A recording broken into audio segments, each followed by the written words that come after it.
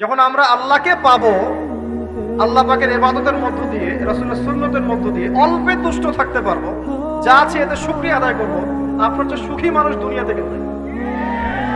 কেউ নাই দুনিয়াতে। কিন্তু বস্তুবাদিতা আপনাকে এই আকীদা ও আদর্শ থেকে সম্পূর্ণ ডিমোটিভেট করে দেবে। আপনাকে খালি চাই চাই আরো চাই, ওই যে দু হাতে যা পাও হাত পেতে নাও, বাকির খাতা শূন্য থাকার। আমাদের দর্শন দু হাতে যা পাও হাত পেতে নাও না, বরং দুনিয়াতে যতটুকু পাও এতটুকুতে সন্তুষ্ট থাকো, বাকির খাতা শূন্য থাক না, বাকির খাতা পূর্ণ হোক। মানে পরকালটা বাকির খাতা না, পরকালের বাকির খাতাটা পূর্ণ হোক, প্রয়োজনে দুনিয়ার সব চলে যায় যাক। মাহফিল অ্যাপ, একজন মুসলিম হিসেবে মাহফিল অ্যাপ ব্যবহার করা আমাদের ঈমানী দায়িত্ব। প্রয়োজনে দুনিয়ার সব যদি চলেও যায় যাক, তারপরে বাকির খাতা কি হোক? পূর্ণ হোক। এটাই আল্লাহ রাব্বুল আলামিন সূরা আ'লার মধ্যে বলছেন, বাল তুসিরুনাল হায়াতাদ দুনিয়া, তোমরা এই দুনিয়ার জীবনটাকেই প্রাধান্য দিয়ে থাকো। ওয়াল আখিরাতু খায়রুন ওয়া আবকা, কিন্তু আখিরাত হচ্ছে সবচেয়ে উত্তম এবং চিরস্থায়ী। প্রিয় ভাই এবং বোনেরা যারা আলোচনা শুনছেন, আজকে আমাদের প্রথম সবক হওয়া উচিত দুনিয়ার নেশায় আমরা না পড়ি। আল্লাহ পাক আমাদেরকে তৌফিক দান। এর মানে এই না আমরা দুনিয়ার প্রোগ্রেসে যাব না, অবশ্যই যাব, আমরা অবশ্যই যাব। পুরো নেশন জাতিগতভাবেই আমাদেরকে এই ওয়ার্ল্ডের সমকক্ষ তো হতে হবে, হবে কি না? আমরা কি ওয়ার্ল্ডের সমকক্ষ হতে পেরেছি? আপনাদের কি মনে হয় মিলস, ইন্ডাস্ট্রিজ, ফ্যাক্টরিজ, সেতু, ফ্লাইওভার এইগুলো করলেই মনে হয় যে ওয়ার্ল্ডের সমকক্ষ হওয়া যায়? প্রত্যেক জনগণ ভিতর থেকে সুখী কিনা, তাদের অন্ন, বস্ত্র, চিকিৎসা, শিক্ষা, বাসস্থান, এই যে মৌলিক চাহিদা, বেকারত্ব ঘোচানো, তিন বেলা খাওয়া খেয়ে পরে বাঁচা, জীবনের অধিকার, জীবনের অধিকার, সিকিউরিটি, এই জিনিসগুলো আমাদের নিশ্চিত হচ্ছে কিনা, এটা হচ্ছে আপনার উন্নতির মানদণ্ড। উন্নতির মানদণ্ড কি? আমরা এখন যেখানে আছি না, 1776 সালে অ্যাডাম স্মিথ তার চেয়ে আগের জায়গায় ছিল। 1776 সালে অ্যাডাম স্মিথ একটা বই লিখেছেন, তার নাম হচ্ছে যে দ্য ওয়েলথ অফ নেশন, এই কিভাবে একটা রাষ্ট্রের ওয়েলথ ফাংশন করে। ওই 1776 সালে তিনি যে চিন্তাগুলো করেছেন, এখন পর্যন্ত আমরা সেই চিন্তা বাস্তবায়ন করতে পারি নাই। 1776 সালের চিন্তা, কিন্তু ওই চিন্তা বাস্তবায়ন করেছে পশ্চিমারা। পশ্চিমা সভ্যতা যেটা আপনি দেখছেন দাঁড়িয়ে আছে, এই একটা বইয়ের উপর দাঁড়িয়ে আছে। যেমন একটা এক্সাম্পল দিই, আলোচনাটা কঠিন হয়ে যাবে, অন্যদিকে যাব। আমরা মনে করি যে অর্থনীতি আমরা নিয়ন্ত্রণ করব, ঠিক আছে, অর্থনীতির পুরো বিষয়গুলো আমরা নিয়ন্ত্রণ করে আমরা সমৃদ্ধি নিয়ে আসবো। আসলে বিষয়টা কি জানেন? অর্থনীতির নিজের একটা ফ্লো আছে, ও নিজেই নিজেকে নিয়ন্ত্রণ করে, এবং তার উপর একটা ইনভিজিবল হ্যান্ড থাকে, অদৃশ্য হাত, যেটা আমরা বলি আল্লাহ রাব্বুল আলামিন। আল্লাহ রাব্বুল আলামিন এই পুরো অর্থনীতিকে নিয়ন্ত্রণ করে। আমরা যখন সেটাকে ইন্টারফেয়ার করতে যাব, তখন ইকোনমি কলাপস করে যাবে। এই যে করছে কলাপস।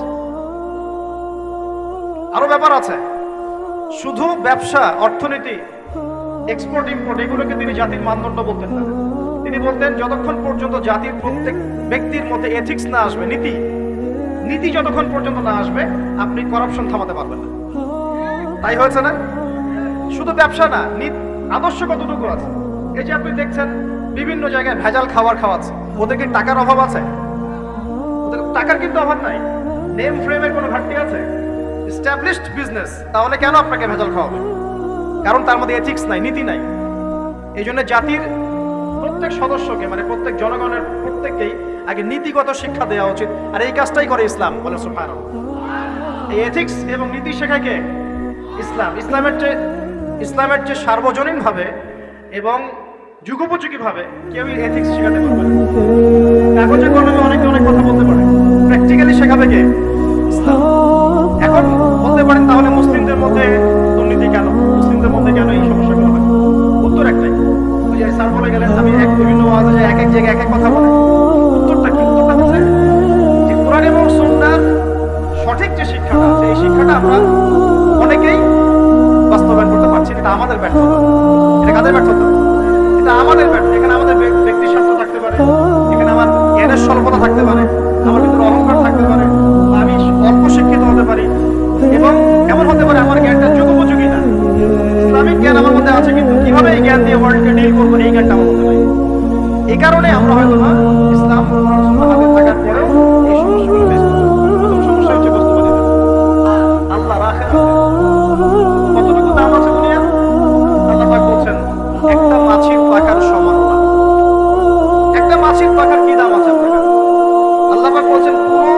দুনিয়ার দাম আমার কাছে যদি একটা মাছির পাখার সমান হতো, তাহলে এই দুনিয়াতে কোনো কাফের মুশরিক পানি পান করতে পারত না।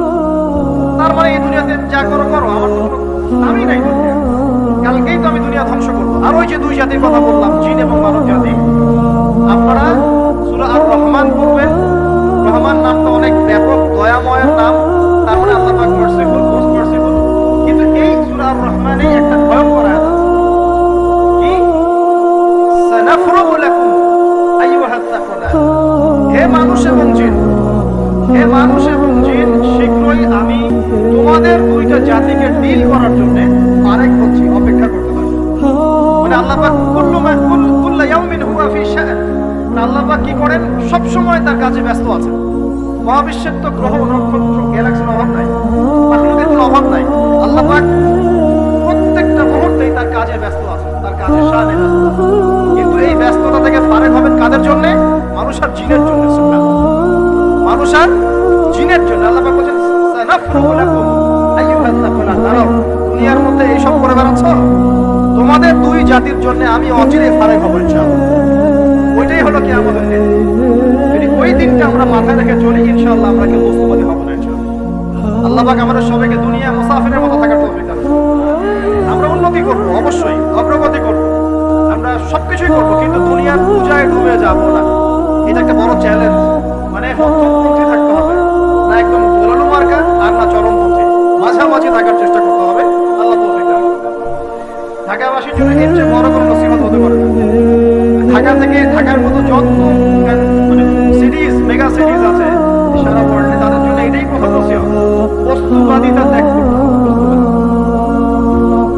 আল্লাহ পাক আমাদের সবাইকে বাকির খাতা পূর্ণ করার তৌফিক দান করুন। এখন একটা লক্ষ্য পেলাম, কি জন্য দুনিয়া এসেছি, আল্লাহর ইবাদত করা। এখন অনেকে ভুল বুঝে প্রশ্ন করতে পারে, তাদের জ্ঞানের স্বল্পতা। আমি ওদেরকে দোষারোপ করবো না, কারণ আমাদের শিক্ষা সমস্যা আছে। আমরা তো সবার মাঝে ইসলামিক সার্বজনীন শিক্ষা দিতে পারছি না। এই কারণে অনেকে প্রশ্ন করতে পারে, তাহলে কি সারা জীবন আল্লাহ বিল্লাহি করতে হবে? আমি কি সারা জীবন তাসবিহ তাহলিল জিকির আজকার নামাজি পড়ে বেড়াবো? তাহলে এটা হলো তার ভুল। এই আয়াত সম্পর্কে ভুল ব্যাখ্যা। সঠিক ব্যাখ্যাটা কি? সঠিক ব্যাখ্যা হচ্ছে সূরা হাশরের 7 নম্বর আয়াত। কত নম্বর? সূরা হাশর 7 নম্বর আয়াত। আল্লাহ পাক বলেন, ওয়া মা আতাকুমুর রাসূলু ফাখুযুহু। রাসূলুল্লাহ সাল্লাল্লাহু আলাইহি ওয়াসাল্লাম তোমাদেরকে যা যা দিয়েছেন সব নিয়ে নাও। ওয়া মা নাহাকুম আনহু ফান্তাহু। রাসূল যা থেকে বিরত থাকতে বলেছেন সমস্ত বিষয় থেকে দূরে থাকো। এখন এই আয়াতটাকে সামনে রেখে কোরআন সুন্নাহকে যদি আমরা ঘাঁটি, আমরা দেখব রাসূলুল্লাহ সাল্লাল্লাহু আলাইহি ওয়াসাল্লাম পেশাব পায়খানা ইস্তেনজা করা থেকে শুরু করে রাষ্ট্র চালানো পর্যন্ত প্রতিটা কাজের হেদায়েত দিয়ে গেছেন। আলহামদুলিল্লাহ, এটা কেউ মানি বা না মানি দিয়ে গেছেন, এটা বিশ্বাস করতে হবে। আমল করতে পারি বা না পারি, নবী দিয়ে গেছেন, বিশ্বাস করতে হবে। দলিল চাচ্ছেন, আপনি সহিহ বুখারী করেন, মুসলিম করেন, তিরমিজি, নাসাই, আবু দাউদ করেন, দেখবেন আপনি ইস্তেনজা করবেন কিভাবে, বসবেন কিভাবে, ঢোকার সময় কোন পা দিয়ে ঢুকবেন, বের হওয়ার সময় কোন পা দিয়ে বের হবেন, ইস্তেনজা করার সময় কথা বলতে পারবেন কিনা, কতটুকু বলতে পারবেন, গোসল কেমন করে করবেন, ওযু কিভাবে করবেন, আপনি আগে কি পা থেকে শুরু করবেন নাকি হাত থেকে শুরু করবেন, কিভাবে নামাজ পড়বেন, আগে গিয়ে কি সিজদা করবেন নাকি ইকামত হবে, আযান হবে, আল্লাহু আকবার তাকবীর দিবেন, কিভাবে নামাজ শেষে বের হয়ে আপনি ব্যবসায় চলে যাবেন, কিভাবে আপনি ব্যবসা করবেন, কিভাবে চাকরি বাকরি করবেন, সমাজের মানুষের সাথে মেলামেশা করবেন, মানুষকে দ্বীনের দাওয়াত দিবেন, ইভেন কিভাবে আপনাকে যদি আল্লাহ ক্ষমতা দেন আপনি কিভাবে সোসাইটি মেনটেন করবেন, সমাজ এবং রাষ্ট্র মেনটেন করবেন, প্রতিটা হেদায়েত খুঁটিনাটি কোরআন এবং সুন্নাহ দিয়েছে আমাদেরকে। এই বিশ্বাস আগে রাখতে হবে। এই বিশ্বাস না রাখলে কেউ মুসলিম হতে পারবে না। ভেরি সরি টু সে, এই বিশ্বাস না করলে কেউ মুসলিম হতে পারবে না। আগে বিশ্বাস, তারপরে কাজ করতে পারেন কিনা সেটা পরে এসো। এবং আমি বলে দিচ্ছি, এই যুগে আপনি 100% পারবেন না। এই যুগে আপনি 100% পারবেন না, এটা স্বাভাবিক। কারণ এই পুরো বিশ্বটা তো ইসলামাইজ না, পুরো বিশ্ব কি ইসলামাইজ না, বরং পুরো বিশ্বটা কুফরের উপর আছে। কিসের উপর আছে? পুরো ওয়ার্ল্ডটাই কুফরের উপর আছে, পুরো ওয়ার্ল্ডটাই। একটা এক্সাম্পল দিয়ে প্রমাণ করতে পারি, একটা এক্সাম্পল। আল্লাহ পাক বলেছে সূরা মুলক, রাতের বেলা পড়তে হয় না সূরা মুলক? রাতের বেলা সূরা মুলক পড়তে হয়, যে পড়বে তার কবরের আযাব হবে না ইনশাআল্লাহ। কবরের আযাব থেকে আল্লাহ পাক তাকে বাঁচাবেন ইনশাআল্লাহ। সূরা মুলক তেলাওয়াত করতে হবে রাতের বেলা। এই সূরার প্রথম আয়াতে আল্লাহ বলেছেন, তাবারাকাল্লাযী, বরকতময় সেই আল্লাহ, বিয়াদিহিল মুলক, যার হাতে পুরো মহাবিশ্বের ক্ষমতা। কার তাবারাকাল্লাযী বিয়াদিহিল মুলক, বরকতময় আল্লাহ যার হাতে পুরো মহাবিশ্বের ক্ষমতা, সার্বভৌমত্ব। আমরা কি বলতে পারি? এটাকে ইংরেজিতে আপনারা কি বলেন? আপনারা বলেন সভারেন্টি। কি বলেন? সভারেন্টি বিলংস টু আল্লাহ। এখানে সভারেন্টি বিলংস টু কি? আল্লাহ। কিন্তু এই পুরো বিশ্বের সার্বভৌমত্বের মালিক কি এখন আল্লাহ বাকি আছে? মানুষ নিজের হাতে নিয়ে নিয়েছে। কথা বুঝতে পারছেন? পুরো বিশ্বে আল্লাহর সার্বভৌমত্ব চলে এখন, মানুষের সার্বভৌমত্ব চলে। পুরো ওয়ার্ল্ডটাই কুফরের উপর আছে না? বিশ্বটাই কুফরের উপর। এখন বাদ দেন, এই ওয়ার্ল্ডে আপনি 100% ইসলাম ডিল করতে পারবেন না, সিম্পল। কিন্তু আগে বিশ্বাস করেন যে একদম টয়লেট থেকে শুরু করে আসমান পর্যন্ত সবকিছুই হেদায়েত কোথায় আছে, কোরআন সুন্নাহ আছে কি নাই? এখন মানতে পারি না, সেটা আমাদের ইস্যু। কেউ বিশ্বাস করেছে, মানতে পারে না, আল্লাহ তাকে মাফ করে দেবে। বিশ্বাস করেছি, মানতে পারিনি, আল্লাহ মানে বিশ্বাস করেছি, আমল করতে পারি নাই। আমল করতে গিয়েছি, প্রতিবন্ধকতা পেয়েছি, সমাজ এমন ছিল না, বিশ্ব এমন ছিল না, আমি পারি নাই, আল্লাহ মাফ করবেন ইনশাআল্লাহ। ইনশাআল্লাহ আল্লাহ পাক বলেছেন, কারো আমলনামায় যদি শিরকের পাপ না থাকে, যে কোনো গুনাহ আল্লাহ যাকে ইচ্ছা মাফ করবেন। আমলনামায় খালি শিরকের পাপ রাখা যাবে না, যে কোনো গুনাহ আল্লাহ যাকে ইচ্ছা মাফ করতে পারে। বুঝাচ্ছি, মনে করেন একজন জেনা করেছেন, আল্লাহ মাফ করবেন। ওই জেনাকার ব্যক্তি যদি বিনা তওবাতেও মারা যায়, তওবা করে নাই, বিনা তওবাতেও মারা যায়, কাল কিয়ামতের মাঠে আল্লাহ পাক তাকেও মাফ করতে পারেন। কিন্তু একজন ব্যক্তি শিরক করেছে, তওবা না করে মারা গেছে, আল্লাহ তাকে মাফ করবেন। এখন শিরকের পাপ ছাড়া যে কোনো পাপ আল্লাহ মাফ করবেন ইনশাআল্লাহ। সো আগে আকীদা পোষণ করি যে হ্যাঁ, কোরআন সুন্নাহর সবকিছু সমাধান আছে আমার। এখন আমি আমল করতে গিয়ে হয়তো পারছি না। এখন আমার বিশ্বাস চলমান বিশ্বের সাথে সংঘর্ষে করছে, এবং এই বিশ্বাসকে দমিয়ে দেওয়ার জন্য কি করা হচ্ছে? এই বস্তুবাদিতার মতো আদর্শগুলো আপনার সামনে তোলা হচ্ছে। এখানে উত্তরটা কি? এখানে উত্তরটা হচ্ছে, দেখুন, ইবাদত মানে শুধুমাত্র নামাজ, রোজা, হজ, যাকাত নয়। ইবাদত মানে শুধুমাত্র নামাজ, রোজা, হজ, যাকাত নয়, বরং আমার জীবনের প্রতিটা সেক্টরে ইবাদত বলে কাউন্ট হবে যদি আমি সেই কাজটাকে নবীর সুন্নাত অনুযায়ী করতে পারি। আমার কথা কি বুঝতে পারছেন? এই হলো ব্যাখ্যা। বাবা খালাকুল জিন্না ওয়াল ইনসা ইল্লা লিয়াবুদুন। আমি জিন আর মানুষকে শুধু আমার ইবাদত করার জন্যই সৃষ্টি করেছি। আপনার ইস্তেনজা করাটা ইবাদত। সুবহানাল্লাহ। আমার ইস্তেনজা করা কার প্রয়োজন? আমার না ইসলামের, না আল্লাহ পাকের? ইস্তেনজা কার জন্য করি? আমার প্রয়োজন। আমাকে এখন ইস্তেনজা করতে হবে, কষ্ট দিচ্ছে আমাকে। খাবার খাবেন, কার জন্য খাচ্ছেন? আমার জন্য নয় কি? আমার জন্য। আপনি ব্যবসা করছেন, কার জন্য? আমার জন্য, আমার স্ত্রী সন্তান, আমার পরিবারের জন্য। আপনি সমাজ চালাচ্ছেন কার জন্য? আপনার জনগণের জন্য। এখানে স্বার্থ কার? মানুষের না। আমার স্বার্থ, আমার স্বার্থে আমি এই সব কাজগুলো করবো, নবীর সুন্নাহ অনুযায়ী করবো, তাহলে দুনিয়াবি কাজগুলোতেও আল্লাহ পাক নেকি দিয়ে দিবেন। কেমন দুনিয়াবি কাজ? স্ত্রী সহবাস করা, স্ত্রীর সাথে ভালোবাসা, প্রণয় বিনিময়। আপনি স্ত্রীর দিকে তাকিয়েছেন, নেকি হয়েছে।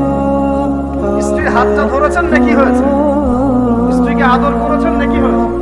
তার মুখের মধ্যে ভাত তুলে দিয়েছেন, নেকি হয়েছে। আপনার ছেলেকে আদর করে তুলে নিয়েছেন, নেকি হয়েছে। মা ছেলেকে দুধ পান করাচ্ছে, নেকি হচ্ছে। আপনি ভাইকে 5টা টাকা দিয়ে সহযোগিতা করলেন, নেকি হচ্ছে।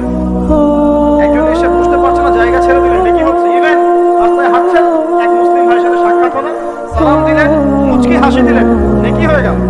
তাহলে আমরা কিভাবে বলতে পারি যে ইসলাম কি শুধু নামাজ, রোজা, হজ, যাকাতকেই স্বীকৃতি দেয়? এগুলো করতেই দুনিয়াতে আসছি, নাকি সব কাজই ইবাদত? আমার আলোচনা কি কঠিন হয়ে যাচ্ছে? আমাদের জীবনের প্রতিটা কাজই ইবাদত, যদি সেটা রাসূল সাল্লাল্লাহু আলাইহি ওয়াসাল্লামের সুন্নাহ মতো করা হয়। 3টা জিনিস খেয়াল রাখতে হবে। কয়টা জিনিস ভাই? এক, সেই ইবাদত হতে হবে আল্লাহর সন্তুষ্টির জন্য। এই যে আমি স্ত্রীর মুখে ভাত তুলে দিচ্ছি, তার কাছ থেকে কিছু পাওয়ার আশায় নয়, আমি দিচ্ছি আল্লাহর সন্তুষ্টি। আমি যে একজন মুসলিম ভাইকে হাসি মুখে সাক্ষাৎ করলাম, ও আমাকে ভালো করবে, পরে আমাকে হেল্প করবে, এমন এই জন্য না। আল্লাহ পাক সন্তুষ্ট হবেন তাই। আমি নামাজে দাঁড়িয়েছি, লোকে আমাকে ভালো করবে এই জন্য দাঁড়িয়ে নাই। দাঁড়িয়েছি কেন? যাতে আল্লাহ আমাকে কালকে আমাদের মাঠে বাঁচাবে। আমি দাড়ি ছেড়ে দিয়েছি কেন? মানুষ আমাকে হুজুর বলবে তাই, এই জন্য। বরং আল্লাহ রাসূলের সুন্নাত জীবিত করেছে, ইনশাআল্লাহ আমি 50 জন শহীদ সাহাবীর নেকি পাবো। কেন আমি টাকা নিচে কাপড় করছি না? কারণ কি মানুষ আমাকে বলবে কারণে পড়ছি যাতে রাসূল সাল্লাল্লাহু আলাইহি ওয়াসাল্লাম কালকে আমাদের মাঠে এই সুন্নাহর উপর আমল করার জন্য আমার পক্ষে সুপারিশ করেন। আমার ইবাদত, আমার পর্দা, আমার পরিবার, আমার ব্যবসা, আমার অর্থনীতি, আমার পলিটিক্স সবকিছু আল্লাহর জন্য করব। এই একটা হলো মূলনীতি ইবাদত কবুল হওয়া। এক, দুই, সেই আমলটা হতে হবে রাসূলের সুন্নাহ মোতাবেক, অন্য কোনো পদ্ধতিতে নয়। মনে করেন আমি একজন খুব বড় বুজুর্গ হয়ে গেছি, নাউজুবিল্লাহ। আমরা এত বড় বুজুর্গ হয়ে যাই নাই যে টাইটেলগুলো আপনারা দেন, এগুলো কোনো প্রয়োজন নাই। এখন একজন বড় বুজুর্গ এসে যদি আপনাকে কোনো ইবাদতের পদ্ধতি শিখিয়ে দেয়, এই পদ্ধতিতে ইবাদত করা অনেক ভালো হবে, কিন্তু ওই পদ্ধতির সাথে রাসূলের এবং সাহাবীদের পদ্ধতির কোনো মিল নেই। মুখরোচক মনে হলেও, দেখতে সুন্দর মনে হলেও এবং অনেক মানুষ তা করছে এরকম দলিল থাকলেও সেই কাজটা করা যাবে না। কারণ কি? কারণ সেই কাজটা রাসূল সাল্লাল্লাহু আলাইহি ওয়াসাল্লামের সুন্নাহ মাফিক হয়নি। আল্লাহ রাসূল করেন নাই, সাহাবীরা করেন নাই, বাস আমি করতেছি। ইমামরাও করেন নাই, পরবর্তী জেনারেশনে কেউই করেন নাই। এখন যত ভালো টাটকা মজা লাগুক, দেখতে সুন্দর লাগুক, বহু মানুষ করছে, এইসব দলিল ইসলাম দেখবে না। আল্লাহ পাক বোঝার তৌফিক দান। এক নম্বর শর্ত আল্লাহ সন্তুষ্টির জন্য, দুই নম্বর রাসূলের পদ্ধতিতে হতে হবে, তিন নম্বর খুব ডিফিকাল্ট, তিন নম্বরটা বেশি ডিফিকাল্ট। প্রথম দুইটা পার হয়ে গেলেও তিন নম্বরে গিয়ে আমরা আটকে যাচ্ছি। টাকটাক করবেন না তো। তিন নম্বর হচ্ছে রিজিক হালাল হতে হবে। রিজিক হালাল হতে হবে। পশ্চিমের আদলে করা এই পুরো বিশ্বের বেশিরভাগ মানুষের রিজিক এখন হারাম। কেন হারাম? কারণ কোনো না কোনো ভাবে আমরা সুদের সাথে সম্পৃক্ত হয়ে যাচ্ছি, কোনো না কোনো ভাবে। নবীজি অনেক আগেই বলেছিলেন, 1400 বছর আগে, একটা জামানা তোমাদের সামনে আসবে যে মানুষ সুদ খেতে চাইবে না, তার গায়েও সুদের ছিটা ফোটা গিয়ে লাগবে। আপনি খেতে চাইবেন না, আপনাকে মেসেজ পাঠিয়ে দেওয়া হবে আপনার অ্যাকাউন্টে এত টাকা যোগ হয়েছে। কি করবেন এখন টাকাটা আপনি? সুদের টাকা। সুদের টাকা মানে কি? এক দিরহাম যে ব্যক্তি সুদ খেয়েছে সে যেন 36টা মেয়ের সাথে জিনার পাপ করেছে। সহিহ বুখারী হাদিস, একদম অকাট্য, সহিহ, সনদ সহিহ, এমন না সহিহ জাল, এমন নয়। এক দিরহাম যে ব্যক্তি সুদ খেয়েছে সে যেন 36 বার জিনা করলো। নবী সাল্লাল্লাহু আলাইহি ওয়াসাল্লাম। আর এই হাদিস তো আপনারা জানেন যে সুদের পাপের 73টা শাখা আছে। নিচের শাখা হচ্ছে মায়ের সাথে জিনা করা, মাকে বিয়ে করা। উপরের শাখা হচ্ছে আল্লাহ এবং তার রাসূলের সাথে যুদ্ধ করা। এগুলো অবলীলায় করছি আমরা। আর নবীজি বলছেন 4 শ্রেণীকে আমি অভিশাপ দিয়ে গেলাম। আল্লাহর নবী অভিশাপ দিয়ে গেলেন মানে সে জাহান্নামে যাবে, কোনো অবস্থাতেই জান্নাতে যাবে না। ইল্লা মাশাআল্লাহ, এক যে সুদ খায়, দুই যে সুদ দেয়, তিন সাক্ষী থাকে, চার লিখে রাখে। এখন বলেন এই সিস্টেমের বাইরে কতজন মানুষ আছে? এর বাইরে আবার আছে যাকাত না দেয়া, সম্পদ হারাম হয়ে যাচ্ছে। এর উপর আবার আছে ঘুষ। যা না দিলে অনেক সময় চাকরি বাকরি হয় না। আস্তে আস্তে এগুলো আমরা ট্রেডিশন বানিয়ে নিয়েছি। এক সময় আমরা শোনেন এটাকে বলা হয় নিউট্রালাইজেশন, মানে স্বাভাবিকীকরণ। কঠিন টার্ম বলে ফেলছি মনে কিছু কিছু। যেমন আগে ধর্ষণ হলে আমরা খুবই সোচ্চার ছিলাম এবং সারা এলাকা ফেড়ে যেত, এত বড় কেউ মাপে কম দিলে ধরা পড়লে চক্ষু লজ্জায় সে সমাজে চলতে পারত না। কেউ চুরি করলে চক্ষু লজ্জায় বের হতে পারত না। আস্তে আস্তে আস্তে আস্তে আস্তে আস্তে এই মাপে কম দেয়া বলেন, জিনা বলেন, আস্তে আস্তে পাপগুলোকে আমরা নিউট্রালাইজেশন করে ফেলছি। নিউট্রালাইজ হয়ে গেছে। হ্যাঁ, ধর্ষণ ডেইলি 4-5টা হয়, সবাই খায়, আমি খাই। জিনা তো সবাই করে, বয়ফ্রেন্ড গার্লফ্রেন্ড মিক্সিং আছে, আমি করলে সমস্যা কি? ওর তো 4টা, আমার আমি ভালো। ওর 5টা বয়ফ্রেন্ড, আমার তো একটা। ওর 4টা গার্লফ্রেন্ড, আমার তো একটা। আমার ছেলে খুব ভালো, শুধু মাঝে মাঝে একটু ড্রিঙ্কস করে, ব্যাপারটা এরকম। এই যে পাপকে নিউট্রালাইজেশন করা হচ্ছে আস্তে আস্তে, স্বাভাবিকীকরণ। এই আমরা মোটামুটি সবাই করে গিয়ে রিজিক হারাম হয়ে যাচ্ছে। ঘুষ দিতে হয়, চাকরি হবে না। আবার দেখেন যাকাত না দেওয়ার মধ্য দিয়ে রিজিক হারাম করে ফেলছি, খাওয়ার মধ্য দিয়ে করছি, ঘুষ দেওয়ার মধ্য দিয়ে করছি, কোনো কোনো ক্ষেত্রে করাপশন, অন্যের সম্পদ আত্মসাতের মধ্য দিয়ে করছি। এর বাইরে যারা ব্যবসা করছি, আমরা যে দুধে দেওয়া তুলছি কথা এমনও নয়, কোনো কোনো সময় মাপে কম দিচ্ছি, এই যে টাটকা জিনিস বলে ভেজাল খাওয়াচ্ছি। 3 দিনের বাসি তেল দিয়ে ইফতার রান্না করে খাওয়াই দিবে। রমজান মাস আসছে সামনে না, কত যে মানুষ বের হবে যারা তারাবির নামাজ পড়বে 120 টাকা মানে রাকাত দিয়ে ঝগড়া হবে। ঠিক ওরাই যখন দেখবেন বিকালে দুপুরে ইফতার বিক্রি করবে, বিভিন্ন পণ্য বিক্রি করবে, দেখবেন যে দুনিয়ার বাসি পচা আপনাকে খাওয়াই দিবে। এই শ্রেণীর মানুষের ধারণা যে লা ইলাহা ইল্লাল্লাহ শুধু মসজিদে আছে, বাজারে নাই। এটা ধারণা লা ইলাহা ইল্লাল্লাহ মুহাম্মাদুর রাসূলুল্লাহ এটা মসজিদে আছে, বাজারে সমাজে কোনো জায়গায় নাই। এটা তাদের ধারণা। তাদের এই ধারণা অচিরেই ভাঙবে যখন মৃত্যুর দূত চলে আসবে, তখন বুঝবে লা ইলাহা ইল্লাল্লাহ একটা সার্বজনীন কালিমা, যেটা জীবনের সব ক্ষেত্রেই চলতে হবে। আল্লাহ পাক আমাদেরকে বুঝার তৌফিক দান করুন। নবীজি বলেছেন দুনিয়া সিজনুল লিল মুমিন, দুনিয়া মুমিনদের জন্য কারাগার। কারাগার মানে যেখানে আমি স্বতন্ত্র স্বাধীন নই, এখানে প্রশাসনের অনেক ভাইবোন আছে, তারা জানেন কারাগার কি জিনিস। যারা দুই একবার যাওয়া আসা করেছে ওরা জানে কি জিনিস। এখানে আপনার কোনো ব্যক্তি স্বাধীনতা নাই। আপনি আপনার ইস্তেঞ্জা করবেন, শিশি যেতে পারবেন না, আপনি পারমিশন নিতে হবে, তারা নিয়ে যাবে, তারপরে যেতে পারবেন, হ্যান্ডকাপ পরিয়ে। দুনিয়া সিজনুল লিল মুমিন, দুনিয়া মুমিনদের কারাগার। এখানে আপনি খেতে পারবেন না, খাবার আসবে তারপর খাবেন, ঘুমাতে পারবেন না, যখন ঘুমানোর আদেশ দিবে তখন ঘুমাতে পারবেন। কতক্ষণ ঘুমাবেন তাও ফিক্স করেন।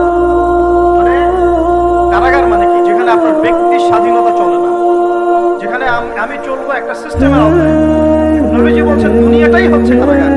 আর এই দুনিয়ায় কেমন করে আমি প্রবৃত্তির দাসত্ব করতে পারি, কেমন করে আমি আল্লাহকে বলে নামাজ বাদ দিতে পারি, কেমন করে যাকাত সেই কবে ফরজ হয়েছে, মিল ইন্ডাস্ট্রিজ ফ্যাক্টরিজ করেছি, যাকাত দিই না। রমজান মাস যায় আসে যায় আসে যায় আসে, রোজাও রাখি না, তারাবি করতে পারি না। কোরআন আমার সামনে মানুষ তেলাওয়াত করে, কোরআন আমার ঘরে পড়ে আছে, শেলফের উপরে ধুলাও আছে, শেলফের উপরে কোরআন ধুলাওয়ালা, ধুলা মাখা, ধুলা মাখা। কোরআন পড়ার তৌফিক হয় না, নবীর হাদিসগুলো চর্চা করার তৌফিক হচ্ছে না, ইসলামিক বৈকল্য করতে পারি না। কারাগারের জীবনে বসি আমি একটা মেয়ের পিছনে দৌড়াচ্ছি, মাদক খাচ্ছি, জেনা করছি, কোনো সময় ধর্ষণ করছি, কোনো সময় সুদ খাচ্ছি, ঘুষ খাচ্ছি, দুর্নীতি করছি। এই কারাগারের জীবনে বসে, যেখানে আমার কোনো ব্যক্তি স্বাধীনতা নাই।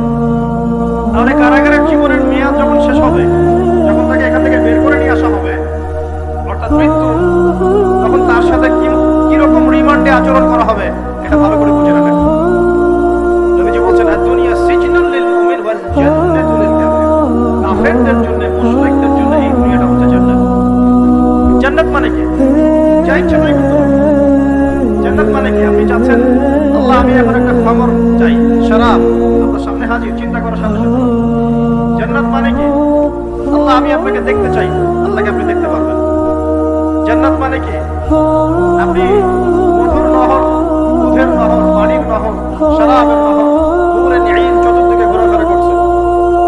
একজন নিম্নমানের জান্নাতি, মানে সবচেয়ে শেষের দিকে যারা জান্নাতে যাবে, তাদের সাথেই দুজন করে হুরে নিঈম, আহাল পরিবার তো আছেই, তেলমান পানপাত খুনে চারপাশে ঘোরাফেরা। জান্নাত মানে কি? যেখানে যা ইচ্ছা তাই করা যাবে, বলার কেউ নাই, বাধা দেওয়ার কেউ নাই, সেখানে কোনো মৃত্যু নাই, সেখানে কোনো অহেতুক কথাবার্তাও নাই, কোনো গান গল্প নাই, কোনো মিথ্যা নাই, কষ্টের ক্লেশ মাত্র নাই, থুতু ফেলতে হবে না। জান্নাত মানে থুতু ফেলতে হবে না। জান্নাত মানে হাঁচি হবে না, নাক থাকতে হবে না। জান্নাত মানে ইস্তেঞ্জা, পেশাব পায়খানা করার টেনশন নাই। মানুষ খাবার খাবে, একটা ঢেকে তুলবে, ব্যাস খাবার হবে। জান্নাতের সবচেয়ে বড় বিষয়টা কি? আল্লাহ পাককে আমরা এই চোখ দিয়ে দেখতে পাবো। তার সমকক্ষ একটা বিষয় হচ্ছে আল্লাহ পাক বলে দিবেন যে আমি তোমাদের সবার উপর সন্তুষ্ট হয়ে গেলাম, যাও কোনোদিন অসন্তুষ্ট। এখন আপনি যত কিছুই করেন এই বস্তুবাদী জীবনে, মনে একটা ভয় থেকে যাবে।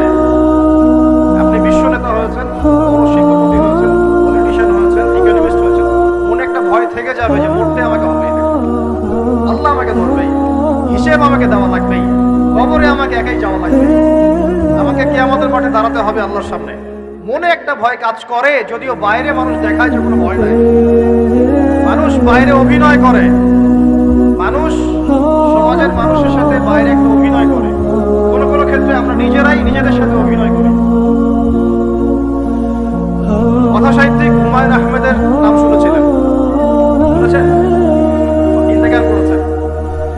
ছিলাম, স্কুলে পড়তাম, কলেজে পড়তাম, মাঝে মাঝে টুকটাক এই ধরনের বইপত্র পড়া হয়েছে, হিন্দু মিসির আলী এইসব পড়া হয়েছে, শরৎচন্দ্র, বঙ্কিমচন্দ্র, রবীন্দ্রনাথ, নজরুলের কবিতাগুলো, ইভেন শেক্সপিয়ার, অ্যাডাম স্মিথ সহ, যিনি অর্থনীতির জনক। যাই হোক, তিনি তার বইয়ের মধ্যে লিখেছিলেন যে এই পুরো দুনিয়াটা হচ্ছে অভিনয়ের মঞ্চ। কথা সাহিত্যিক, তিনি বলছেন তার মতো করে এই পুরো দুনিয়াটাই অভিনয়ের মঞ্চ, আর আমরা সবাই নিজ নিজ জায়গায় অন্যের সাথে অভিনয় করছি, কোনো কোনো ক্ষেত্রে আমরা নিজেরা নিজেদের সাথে অভিনয় করছি। তিনি বলছিলেন আমরা সবাই অভিনেতা, সবচেয়ে বড় অভিনেতা হচ্ছে পলিটিশিয়ান, কারণ তাদেরকে অনেক বড় মঞ্চ অভিনয় করতে হয়।